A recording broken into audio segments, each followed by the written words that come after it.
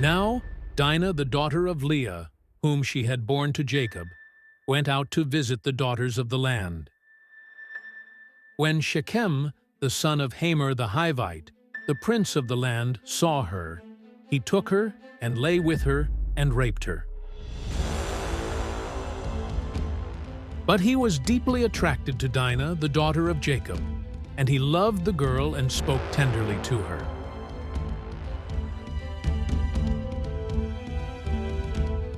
So Shechem spoke to his father Hamor, saying,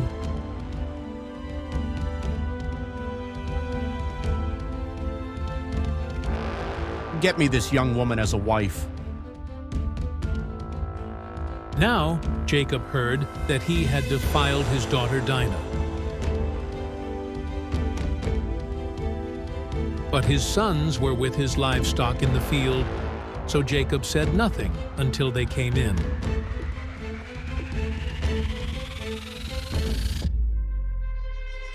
Then Hamor, the father of Shechem, went out to Jacob to speak with him. Now the sons of Jacob came in from the field when they heard about it, and the men were grieved, and they were very angry because he had done a disgraceful thing in Israel by sleeping with Jacob's daughter, for such a thing ought not to be done.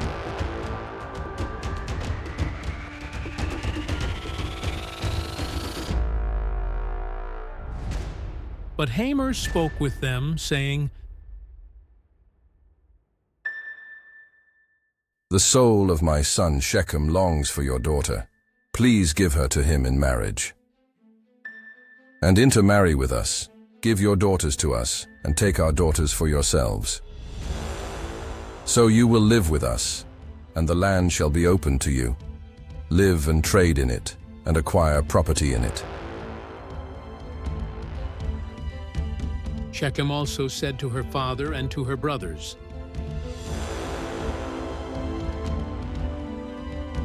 "Let me find favor in your sight, and I will give whatever you tell me. Demand of me ever so much bridal payment and gift, and I will give whatever you tell me, but give me the girl in marriage." But Jacob's sons answered Shechem and his father Hamor with deceit, because he had defiled their sister Dinah. They said to them, "We cannot do this thing, that is, give our sister to a man who is uncircumcised, for that would be a disgrace to us. Only on this condition will we consent to you, if you will become like us, in that every male of you will be circumcised. Then we will give our daughters to you, and we will take your daughters for ourselves, and we will live with you and become one people. But if you do not listen to us to be circumcised, then we will take our daughter and go." Now their words seemed reasonable to Hamor and Shechem, Hamor's son. The young man did not delay to do this. Because he was delighted with Jacob's daughter.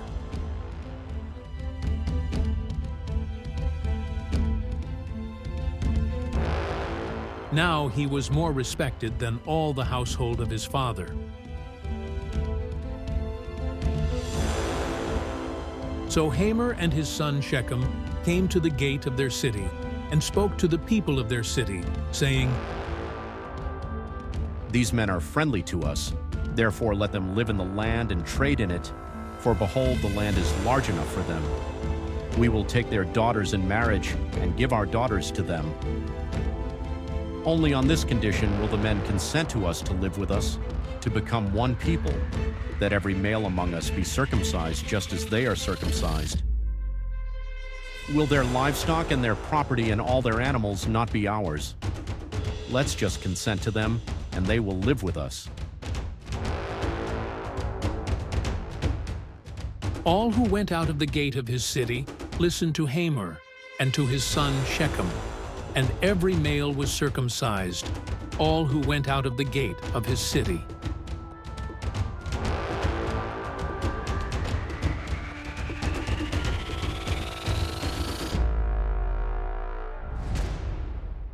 Now it came about on the third day, when they were in pain, that two of Jacob's sons, Simeon and Levi, Dinah's brothers, each took his sword and came upon the city undetected, and killed every male. They killed Hamor and his son Shechem with the edge of the sword.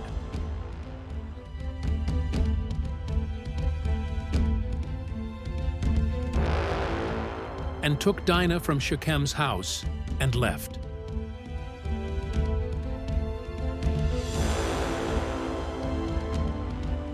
Jacob's sons came upon those killed and looted the city, because they had defiled their sister. They took their flocks, their herds, and their donkeys, and that which was in the city, and that which was in the field. And they captured and looted all their wealth and all their little ones and their wives, even everything that was in the houses.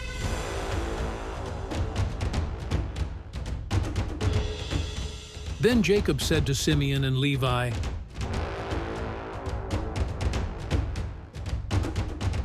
"You have brought trouble on me by making me repulsive among the inhabitants of the land, among the Canaanites and the Perizzites. And since my men are few in number, they will band together against me and attack me, and I will be destroyed, I and my household." But they said, Should he treat our sister like a prostitute?